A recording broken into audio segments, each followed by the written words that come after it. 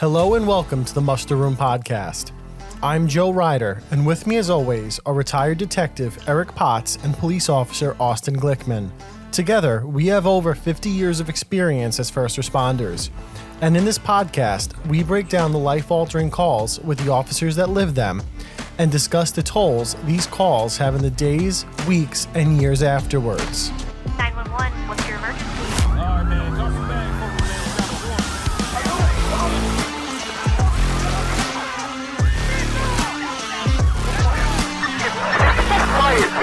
Shots fired. Shots fired. What's the location? Holding pistol. Shots fired.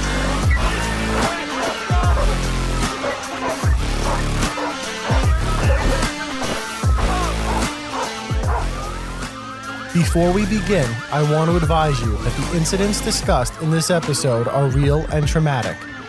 Listener discretion is advised. What's up, all you cool cats and kittens? Welcome back to another episode of the Muster Room. We are doing the Muster Room on the road here in beautiful Key Biscayne, Miami. And we are here with yet another episode for you to enjoy and indulge on. We're here today with Gordon Spitler of the Key Biscayne Police Department, also previously of the Hialeah Police Department. You got some really badass stories that we're going to talk about today. And you're pretty famous because you were on the first 48. Yeah, I was there. Just short in my 10 minutes of fame. And I think a lot of our viewers, of course, know what the first 48 is. For those of you who don't know, it's essentially a homicide investigative show that's real and somewhat unscripted. Yeah, it's unscripted, unreal.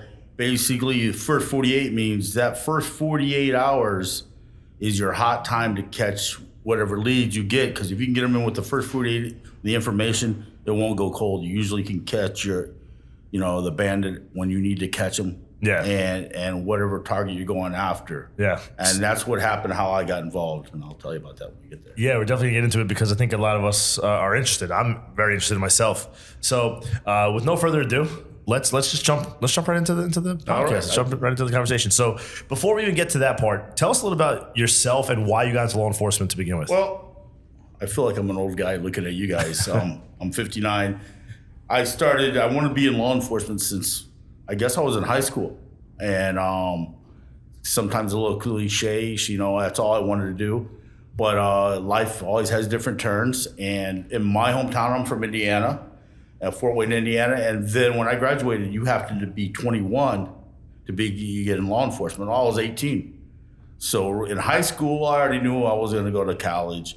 I'm like, okay, my parents said, you got two choices. And next thing I knew, I had a Marine Corps recruiter sitting at my house. And I went to the Marine Corps in 1982, did active duty, and then I did reserves. I did from 82 to 94, a little bit of a long time.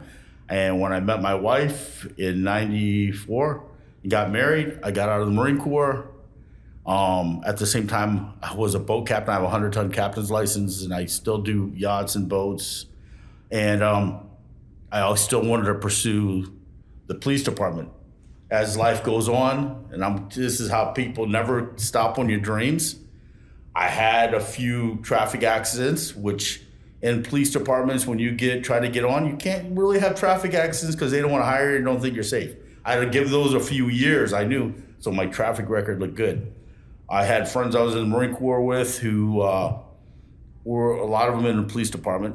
A lot of Marines and reserves are in the police department, and I went into Miami-Dade County Police Department as a reservist, and I got in as a reserve, and that was like 95. And from there, once I got through the academy in the reserves, then now every department wanted to grab me, and I was hired by two at the same time. Matter of fact, Miami Beach and Hialeah, and Hialeah hired me first within like a month, and I never looked back.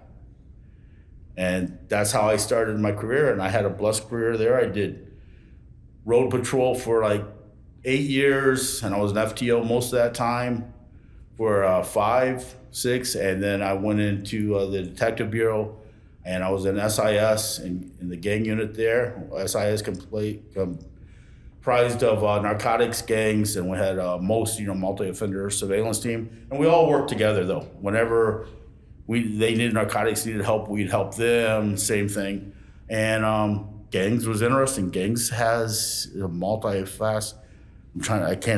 My mind is gone. We do a little of everything. We handled everything from robberies, burglaries, up to a homicide, and that's where our homicide department would take over. But we worked. My gang unit, we were countywide. We worked everywhere. I was fortunate to also work with Homeland Security, HSI task force, their violent crimes task force, and did a lot of good things with them. A lot of cases, a lot of gang cases, RICOs. Yeah, you've done a lot in your career. So it was really fun, and when it was time to leave there, and I got a retirement from there. 20-year retirement, I came to Key Biscayne, and I was lucky enough at the time, who was the Chief Press, as you know. Yep. Good man, hired me, and I went straight to Marine Patrol, which I was told I wasn't, but I have, with my captain's license, helped, and I've been on the boat now for 9 years. Yeah, so I mean, you have a very extensive police career, going all the way back to 95, and then of course, the prior military back to 82. Yeah. So you've been serving. I've been in a uniform for 40 years. Yeah. It is a long time. Are you ready to hang it up anytime soon? I have young kids. I started having kids late in life, but only one marriage. So all you guys who are police officers and firemen and everything else, believe it or not, you can do it.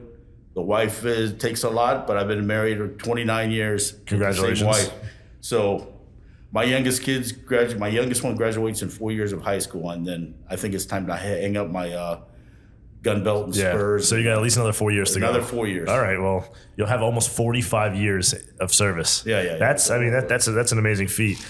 So great job so far. Thank you. I've known you now for 2 years.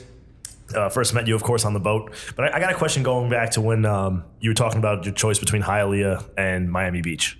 You ever regret not doing Miami Beach? Because that's, of course, the most well-known department probably in the area. There's times, especially Hialeah had their ups and downs with political and everything else, but Hialeah is like a big family. We all, at one time when things weren't right, all we had was each other because we're like beaten wives. Yeah. Right. And we just had each other, but it's a very close family. In police work, everything's really close. Can you just, I guess the reason... and I'll get to where Miami Beach. Describe what Hialeah, I guess the population. Hialeah is one of the most densely populated cities in the state of Florida. It 95% Latin, a very big Cuban influx there. So I'm a gringo boy from Indiana. It was kind of weird, but it's a very Latin community. It's at the time I think it was like 28 square miles, 29 square miles. We had 6 sectors, and then we had 5 substations. When I first started, there was no substations. Everybody had roll call at one big place. It kind of was nice because you had 30-some guys every morning, night. You would meet those same guys. Now it's separated, so you don't see those same officers every day. So the camaraderie isn't there. And most of the city was like high crime. Hialeah, people get when they think Hialeah, oh my God, it's high crime. It has a lot because we're also surrounded by different areas. It could be high in crime, and we everything flows into Hialeah. Yeah, we're pretty much known in Hialeah. Once you get into Hialeah, you ain't getting out. Everybody usually got caught. They're still well known for that. The officers there still do a great job. There's a new chief. Chief Fuentes is doing a great job there, and a new mayor. Sometimes, as you know, in Key Biscayne, we have 10, 15 officers, all from Hialeah. We all look at each other like, man, maybe we should go back. It's too late for all of us. I got a retirement. But again, to go back to Miami Beach, at the time, Hialeah was one of the higher paid. Really? And they were higher paid than Miami Beach by $500. And I know you don't think $500 when you're young. I think I started off at $13 an hour. Wow. And I was a boat captain. I showed you Fisher Island, the ferry boats. I drove the ferry boats there. And I always, I was living on Miami Beach, and I'm like, geez, yeah, that's the place I want to work. And they have a Marine Patrol, they have everything. And even when I told my recruiter, doing my background in Miami Beach, listen, I just started Hialeah. They told me, you're number one. Miami Beach called me and said, you're number one.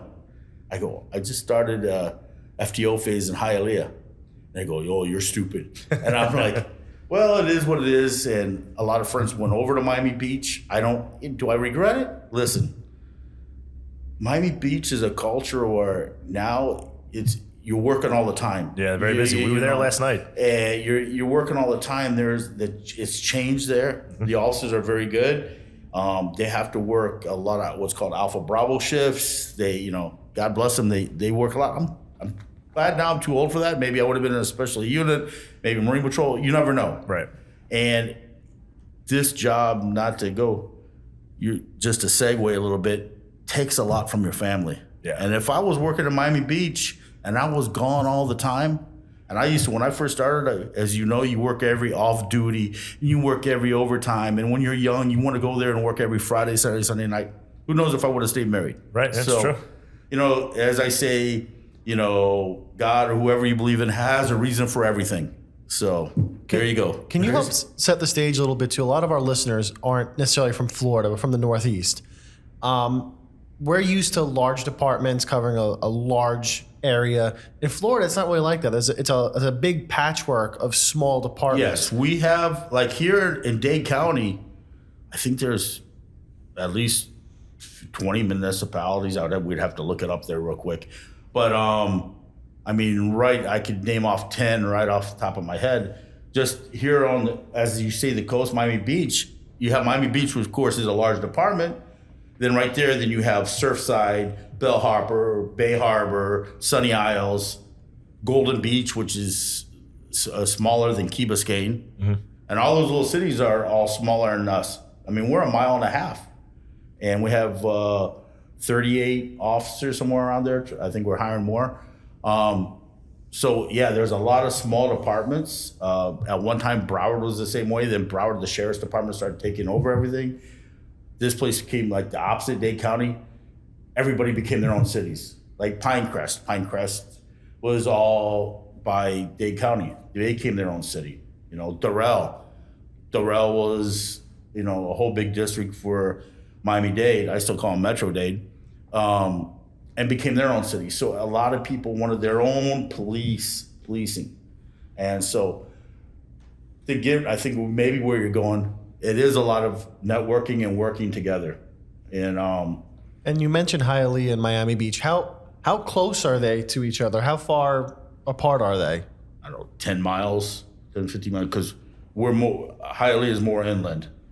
So you got to go through, matter of fact, you got to go through two cities to get it. You got to go through City of Miami, a little part of City of Miami, then either North Miami Beach or North Miami, and then depending on the way you go on the road, you have to get there. So it's a little bit, ways from. Yes. So I know the question is going to come up about communication and how each department communicates with one another. But before we even get to that question, I think what I want to do is talk about the first 48 and homicide investigations and gang investigations, because that's where a lot of this comes into play, right? Correct. So tell us about the first 48. Well, I'll just tell you how it began. Yeah, how'd you get on it? How did that happen? Start from point A. Me and my partner, I'll give a shout out to Izzy Perez, who works at ABT now, great police officer. We've known each other for, I even got sure it was 27 years or so, worked together. He was my partner for, 7, 8 years. And we did midnights, afternoons, and we became gang. He got a call, and then we got a call from a gang, used to be prior gang member. We got a call from somebody saying there was a double homicide, and there was a Wilo, and the leader of the Wilo's Kako got shot, and somebody in his car, and 2 people in the car, double homicide in the city of Miami. We go, oh my God, really? Now we're thinking, and they think they know who did it, and we're now, okay, we don't want a whole big shooting now coming back. And matter of fact, that gang who the shooter was part of we just was going to start a RICO on that, and I'll get to that. And what's a RICO, just for those who... It's a enterprising, basically, where you have a group. They did mainly like it started with New York with the mafia. Yeah. So a group doing enterprising, you have to link them all together, doing crime for that organization. Right. So RICO essentially is an organized crime. And then it's a federal law. Yeah. We work with HSI, work with us, and real quick on we did a RICO and we're called three OPs, three original pimps. They I don't want to segue from your thing, but the main guy who was a killer started this, and they would have what was called Mexican Fridays. In Hialeah, there's a lot of migrant workers. Is that the correct term to use now? I'm not sure what the correct term is, honestly, but migrant workers who lived on one block, and they would have Mexican Fridays because when they come from work Friday, they get paid by cash and not check, and these guys would all rob them. And then across the other side, they'd be selling crack. Yeah. So we heard about it. We had seen the case level. And to make a long story short, we worked with our narcotics unit. And we were able to take one guy who was called put him on a proffer. And so he'd have to work for us. And one of our narcotics guys went in as a UC. And we were there to back him. And we tell him, okay, this player. We did 15 gang members.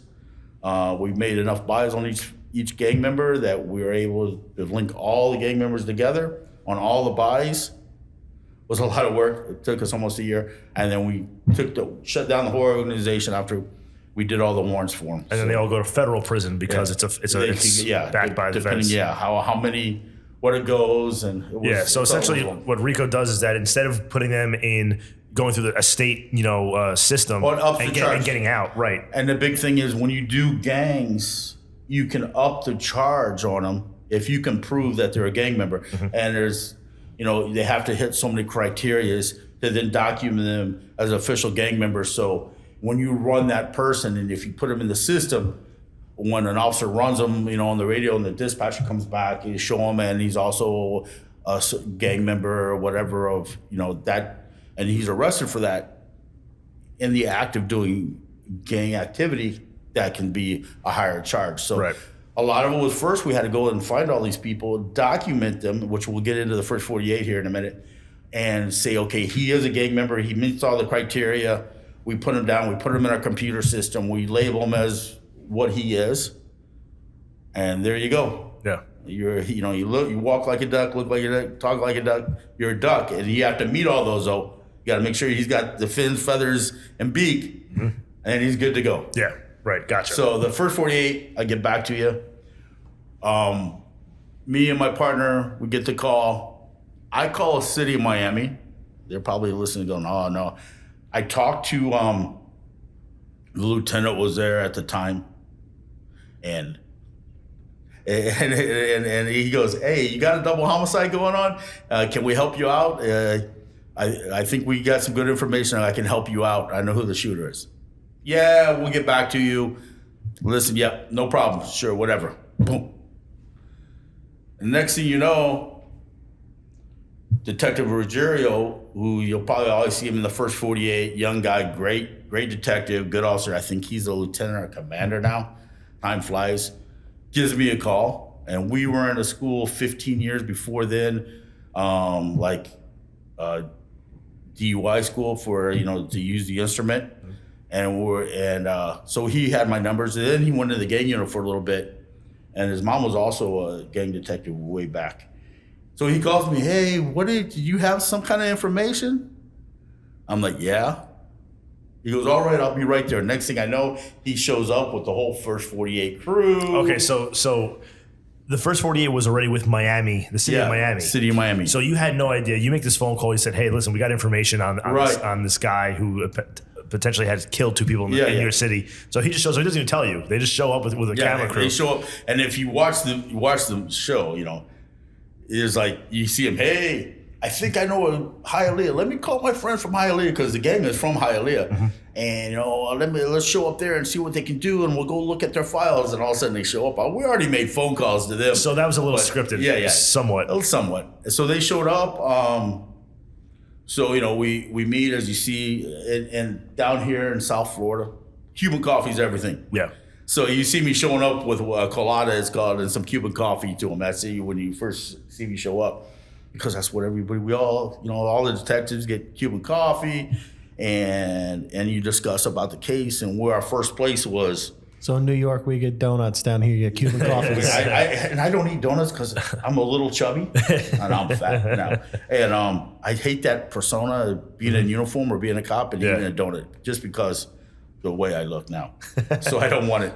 But we meet at the place called PT's, which was a strip club, because that's where we knew that was the last place they were seen. And we pulled the tapes, we interviewed the people, and we're all there. And they know they left with one guy. I had a feeling who the other guy was, had a strong feeling, especially when they gave us the description. And I showed them like a lineup, and they go, yeah, that's he was here. And then they gave us another guy, and they go, it's this fat boy. His name's, and it's been 12 years now, 13 years. So sorry if my memory isn't all the way there, but he was a fat guy, and he had a name like Fat Boy something, and we couldn't figure out who's this other guy. So City of Miami is now focused on one person. And we're going hitting everywhere, trying to find out, okay, and plus the family, and plus all the Wilos, and you got to keep them at bay and tell them, hey, listen, we're going to do what we can. Because, the bottom line is when your family member dies or somebody dies, you want retribution. You want to go there, and God bless them. We told them, listen, we will get them. Just give us a chance. Don't go there and start. And they did, And that was a big thing, communications. I believe heavily in police work. I did gangs for almost 10 years, and I've been in every part of Dade County and Broward and rough areas and culturally diversified areas. See, I'm being politically correct. Everybody can laugh on that. Culturally diversified areas, and I've never had a problem, because my thought is I treat everybody like a human and a man. Even if once I arrest you and put those handcuffs on you, we're done. It's just business. It's kind of like the sheepdog and the wolf, Listen, we might walk buddies later, but right now it's business. Now, if you want to turn in something else and fights, of course, escalation escalates, But I've been in really bad areas where I've been surrounded by gang members, and there's like, I've had one step up and say, hey, listen, they used to call me country. He's cool, Yeah. And I think that's important for younger officers to know too, that you have to treat people with respect, no matter where they are. Nowadays, it's not there. Hey, listen, I wear this badge, and this badge covers my body, and you can't fuck with me, because the bottom line is now you're going to be the first person who gets hit, shot at. You become that target because not everybody loves the police now. So, but if when you're in that tense situation or with community, and they notice, that's that guy who gave me gave me $1, or just said, hey, how are you doing? When he's having a bad day, and he's up on that tower with a rifle and a scope, he's like, oh, the fat cop right there, he was nice to me, I'm not gonna shoot him. It makes a difference. I've had situations where it de-escalated because they recognized somebody, and just that calming voice, So that's a big thing. I think young officers, even me, have to learn from 25, almost 30 years, that policing is different. Yeah, it certainly is. So I'll get back to where you were, to the first 48. Hope I'm not skipping around you. No, it's all good. So we're looking for this guy, and I'm like, oh my goodness, how are we gonna find him? And this is where communication and in policing, writing everything down, especially in gangs and leads, happened to go to a segue back. I'd go to show up at a party, and there was all these gang members, and we got called by the road patrol officers. Hey, this is going on. These guys look a little hinky. You want to show up? So when I showed up, back then we had what's called FI books, field interview books. Now everybody puts it in a computer. They're hard copy. We write everybody down. Back then we had Polaroids and stuff. We take a picture of them all. We attach it to it, and then once we get back to the office, we all put it into what we call our gang database and put it onto a system. So while City of Miami's at the funeral, I'm sitting there because detective work, a lot of it is just in the computer looking for stuff, every database you have, looking for stuff. And I'm running this guy's name 100 different ways. Then I'm taking the other guy and doing a search of anybody any FIs ever linked with anybody close to that. I happened to come to an FI, and it was my bad guy with this guy, and I had a note with this guy, fat boy something. I go, huh? And I was able then, it just clicked, find his FI. Then I ran him on what's called David, which is, driver's licensing, which shows his picture. And I'm like, oh, this guy is fat. and he lives here in the area of Hialeah. So I immediately shot it to the City of Miami homicide detectives and told them, hey, look it up, because I didn't have an iPhone then. Yeah. I think we were using like Nextel and stuff back then. And hey, look up David, look at this. He looked it up. They were able to get a printout. I think there was a substation, they got a printout. They were at the funeral and they showed the funeral to some of the guys who were there, like, yeah, that's the motherfucker who was there. That's him. So, of course, they went after the guy. He lawyered up right away. He was had a lawyer before it all began. The number one guy who we know was a main shooter, they had to go and get him like up above Orlando. He already left. So that was a good sign too, knowing that this guy already fled the area. So, who flees the area that quick? And they were able to bring him back down. They got a warrant and then brought him down. And we got him we had the bad guys who we knew within the first 48, and a lot of it was just pure communication. Mm-hmm. And as Ruggiero, as he messed with me, it's in the first 48, he goes, what's the key thing they have to do? And I go, documentation, because if you don't document everything and it's not there, then you don't have proof. It's kind of like when the higher ups in police works, like, I know you stopped them, but put it on paper or do this on paper, because if you have the documents, then it proves that you did it. So essentially, two things led to the arrest of these guys, right? First and foremost was documentation. Correct. Because if it wasn't for that, you would have never found this guy to begin with. Correct. And secondly was the communication between departments. Communications between departments, the documentation, and also prior gang members who weren't gang members or were kind of out. I mean, the leader who got shot, he was out of the gangs. He had kids taking him to baseball games. I mean, his kids were older. He was out of the whole thing for a while. So it's also that communication with the public, knowing that they had the trust to reach out to us to help out. Yeah. So that was probably the number one thing, was the communication what we had with different gangs. And I'm not like saying a friendly communication, like, hey buddy, we're gonna go drink. Never that. That's like, with CIs, mm-hmm. CIs want to be your buddy. They're never your buddy, and never trust one, and don't become a Facebook friend with them and everything else, But you have that understanding, and we had understanding, and also in Hialeah, we're like, this is our community. Don't tell the gang members, what are you doing? Don't wreck our community. Yeah. Yeah. You're here. You want to help, because you're bringing the spotlight on you. That's what community policing is all about, right? Yeah, you're bringing the spotlight on you, which brings, as they say, shit flow downhill. Yeah. So that a lot of it was pure communications all around. It was all communications with the gang members, communications with the City of Miami. And then also we're with what's called a MAGTAF, Multi-Agency Gang Task Force. And that's just a resource that we reach out. We put that out there to MAGTAF, and also there's a clearinghouse.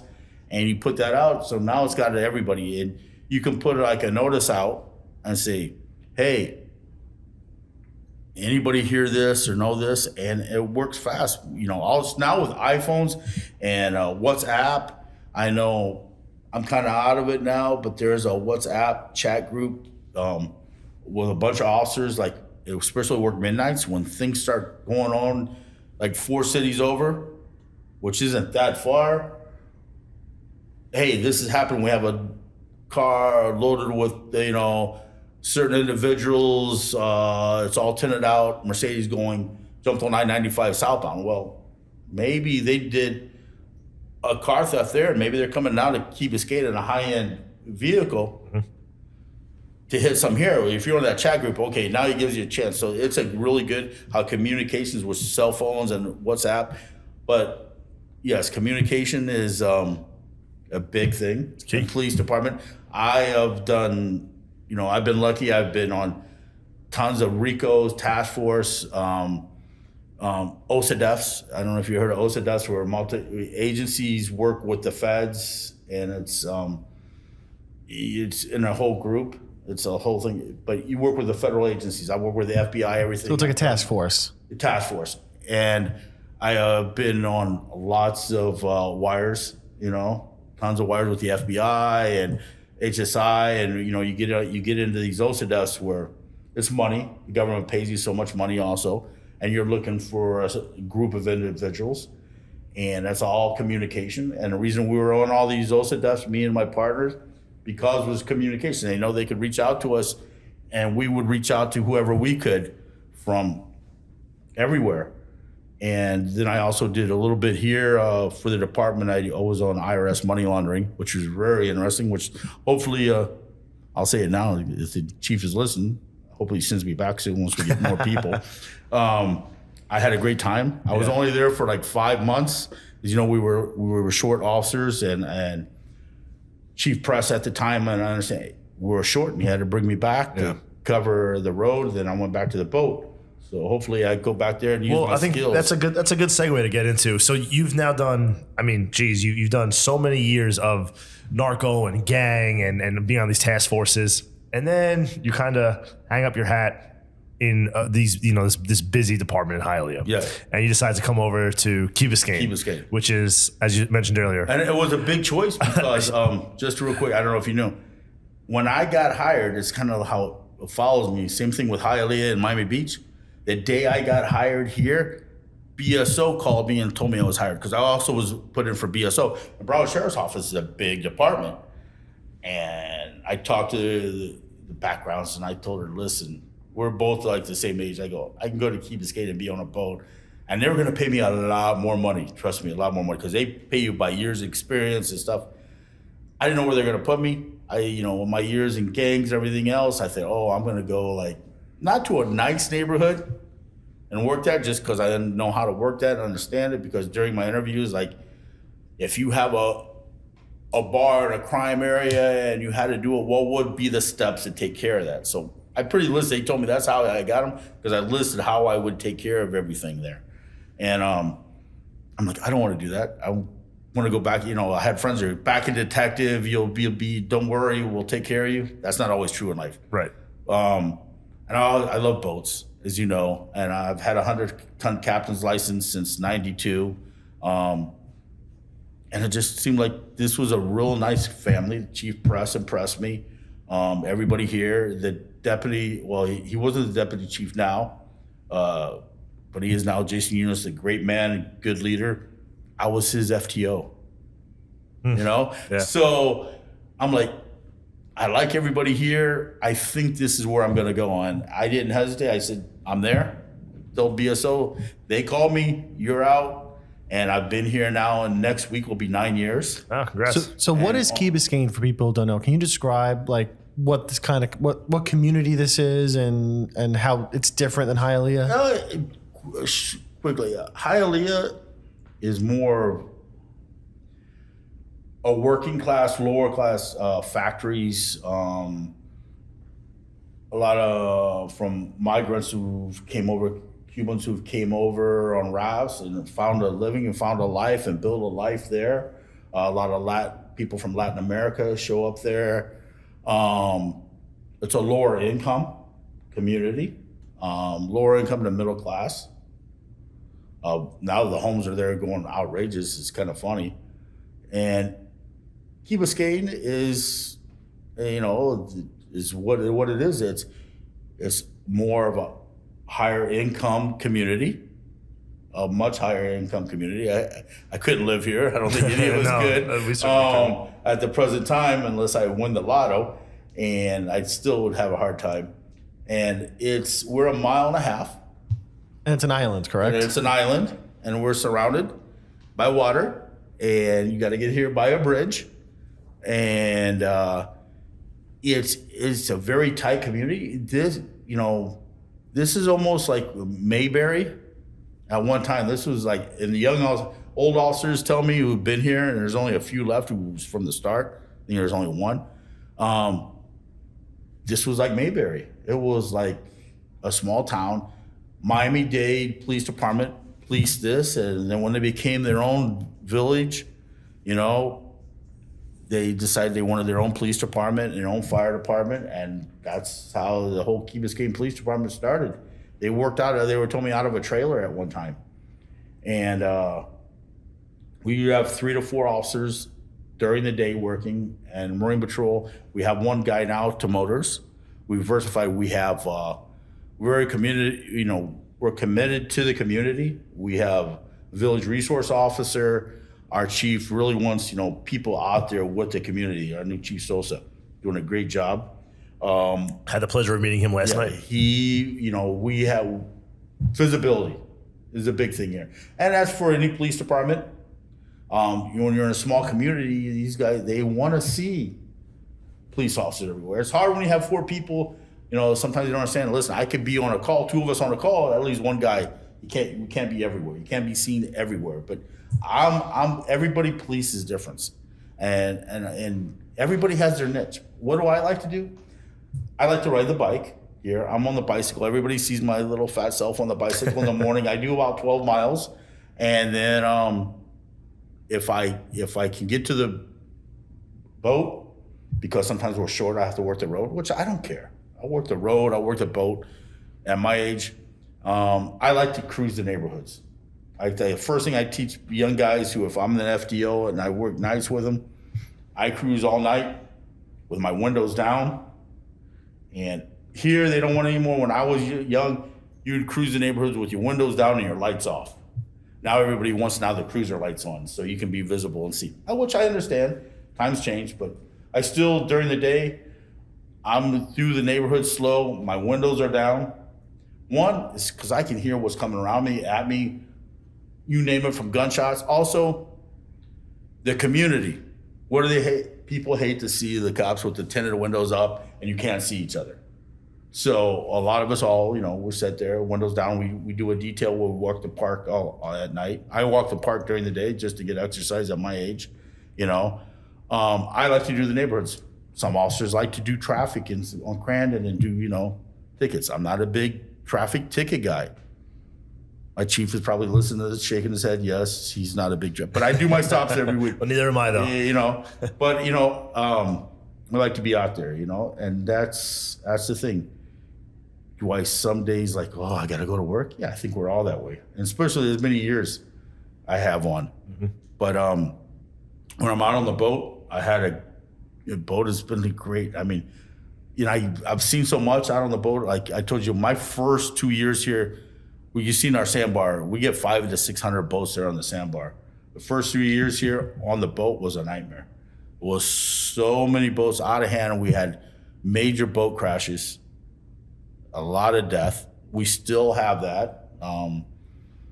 4 weeks ago, a boat crashed into a pole way down south with 9 people in the water, and there's not that many Marine Patrol resources. When you're on the boat, on the water, and if you're by yourself on the boat, you stop somebody, and I say I stop, you guys are 2 big guys, and you have 2 other people here, and you might have one of those guys, the little firemen who think they're tough you have with you. The little pint-sized fireman we have. Yeah. So you have them, and now you put a few drinks in them, and I stop you. Now the problem is I have no backup. You don't have backup, or God knows if there's anybody in the water. So one, in the water, you have to always be careful what you're doing, how you're doing. You got to think 3 steps ahead, especially when you tie up to that boat, you own that boat. So, now you got to deal with the boat, deal with the people in the water, everything around you. So it's a whole different dynamic of doing a traffic stop on the water than it is on land. They're both dangerous, the 2 most dangerous things you can do. And it's a different world, but again, it's gave me so much opportunity to meet people. I mean, one of my biggest, I'm gonna have a little tear, pleasures I've had in my career was yesterday. And you can see taking that family around. Oh, yeah. When I can do stuff like that and help you guys and take families around on the water and just be there for them and talk to them, because, she was talking to me like I'm an officer and I've been through that and I've been married 29, what it takes. Yeah. And I understand what she was saying. So let me paint the picture for everybody, just so everyone's aware. For those of you who've been listening to the show, of course, Law Enforcement Officers Weekend, and we're down here in Key Biscayne for the second annual event. We have 2 families that we're hosting this year, and one of the families is the family of Matthew Gerald, who was shot and killed in line of duty, I believe it was back in 2016. Left behind 3 children and his wife, 4 children and his wife. And when we first started coming around to Key Biscayne, before we were even picked this location to do the event, we had reached out to the department. We spoke with Chief Press, who's now retired, and the entire department took us under their wings instantaneously. When we approached them with the idea of what we wanted to do down here, they were like, absolutely, whatever you guys need. And one of the first things they did was put me on the boat with you.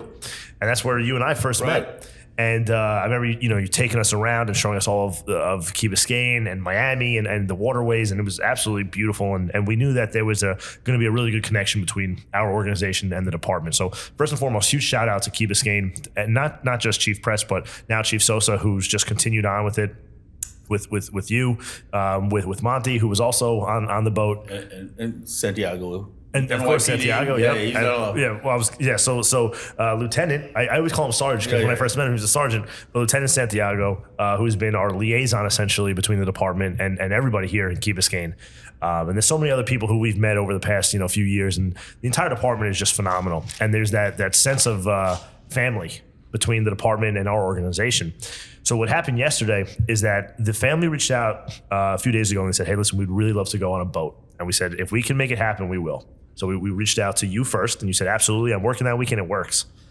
Reached out to Chief Sosa. Chief Sosa said, absolutely. And last night, Chief Sosa had the ability to meet the family. And they were able to get the entire family on the boat yesterday, right? And go ahead, tell us what it was like. It was, first of all, you get a family, and, you get this Blue Line family who were there, you're not sure, and we had a bunch of them.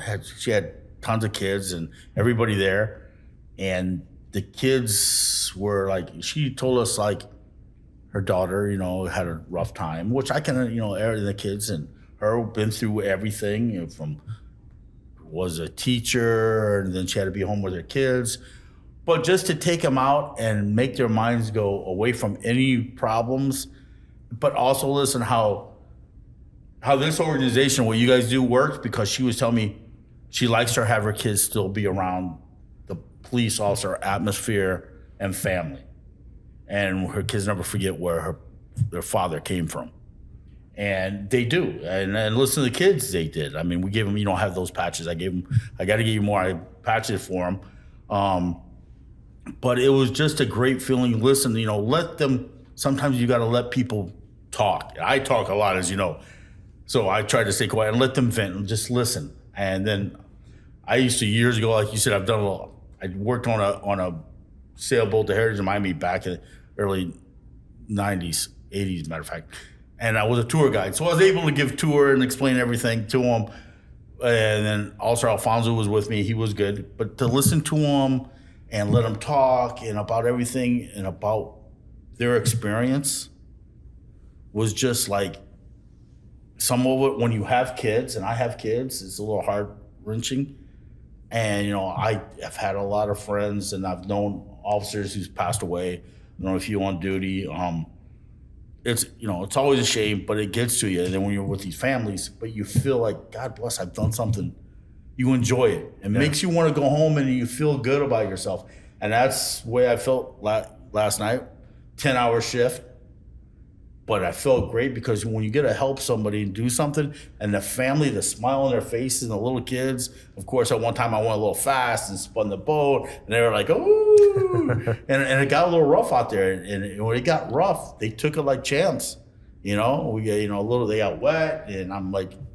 But I think they had a good time. They did. So right after they got off the boat, they sent me the photos, and then I sent them to you later that night. And they said that they had an unbelievable time. And you're going to see them again today. Yeah. In just a few hours from now, when we do our like goodbye luncheon, as I guess we could call it. I say it all the time. I think one of the best parts about this organization and what we do, and now having these other officers like yourself being able to see it, is that if something happens to any of us on line of duty, I'm so grateful to know that there's an organization like this and officers out there that will step up for these families. Because if something happened to me, I know I would want my family to have something like this. No, and exactly. That's why I always tell you, whatever you guys need, and when you guys come down here, even if it's not the organization, I have a place for you to stay. Whatever you need, I'm there. Just don't drink all my alcohol. But that goes for all the listeners too, right? Yeah. All 6,000 of our listeners. 6,000 listeners. But it's a great feeling. I think every officer should learn, and when you get involved with your community, sometimes and work with people, that day-to-day job, like, oh, excuse me, like you said this, oh, fuck the administration, and they got me doing this, and I got to do that. Hey, take some time out, help somebody. When an organization is such as you guys, Leo Weekend shows up, go there and enjoy it. Maybe you don't want to volunteer and help you, but show up to the organization, see what it's about, meet the people. Biggest thing in police work, as I said, like when I did, I know my mind jumps. When I was on task force, and then when I was detached, not too long ago, is networking.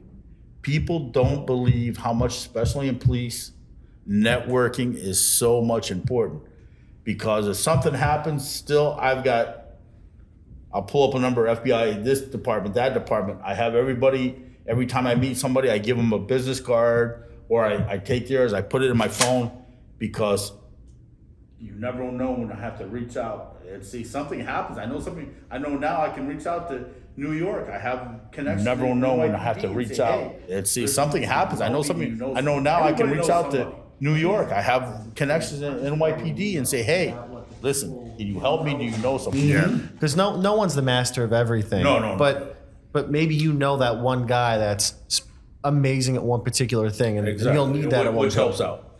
And not to take away from everything. Young officers, I'm old. I'm 59, as I say.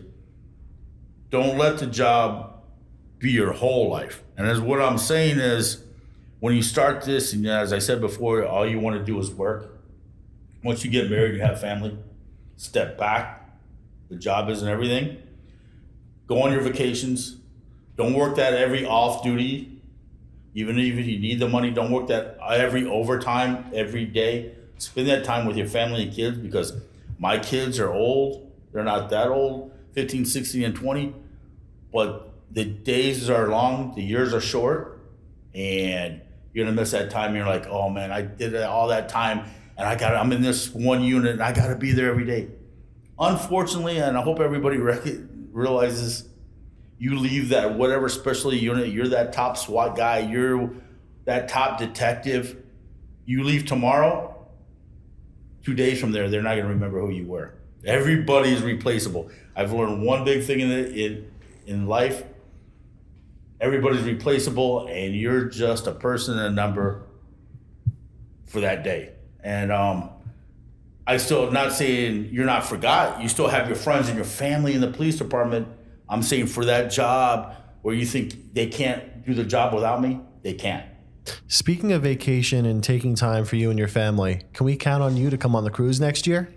I've already discussed that with the wife, and I'm trying. The biggest discussion we have right now is do I take my 3 boys or leave them at home? I'm trying to leave them at home. Yeah. So that looks like a great thing. I know it's already, I know November 2023. Yep, exactly. Correct? 10th to the 13th. I have already put it in the calendar, told my wife, I plan on being there. Our biggest thing is leave the kids, and I definitely probably going to get the drink package. Yeah, I would definitely recommend it. Get the drink package, but I think that would be great. I can't wait to see more people and be in a more of a, I won't say confined area. Well, kind of. Can't really go anywhere. Yeah, You can't escape anyone on a boat. More people, a lot more networking. Maybe you get. Hopefully, I could be able to get off, which I'm going to put in early if that happens. Well, if the chief is listening, which he's going to listen to, it's a business trip. Yeah, chief, listen, I we think got to the get chief going likes off. cruises, so the Yeah, chief chief, you should got to go. come too. So I think this is a great way to end the podcast. Typically, we ask, what's a takeaway? And you actually brought it up yourself. You said, this is not really a takeaway, but it is networking, going out there, but also, again, don't make the job your entire life. Just go have fun, enjoy yourself, spend time with friends and family, and go find a cause, help people. Yeah, and that's such an important takeaway because we get caught up in it so often. Leave your community better than the way you found it. Yeah, there's multiple takeaways from all of this, right? So with that being said, again, November 10th to the 13th, 2023 is the cruise. For those of you that are going to be watching, because this is actually going to get released probably in about another month or so, in November. So it's going to be a year from now. Go to leoweekend.com. You'll see all the upcoming events that we have specifically for the cruise, leoweekend.com/cruise, or you can go to our Lake George event, which is in upstate New York. So with that being said, Gordon, it's been an absolute pleasure to have see you. me on the boat next year. Yeah, certainly will. As my takeaway, I look like a fat Richard Gere, so you guys. You do look like a delicious looking Richard Gere. Yeah, thank you. So again, thank you so much. Again, huge shout out to Key Biscayne. Huge shout out to the Chamber of Commerce in Key Biscayne, who's been a huge supporter of ours. The police department, the mayor, who we had the pleasure of meeting the other night as well. They've just been phenomenal, and I'm really glad that we were able to build such a nice relationship with you guys. So thanks for coming on the podcast. We truly appreciate it.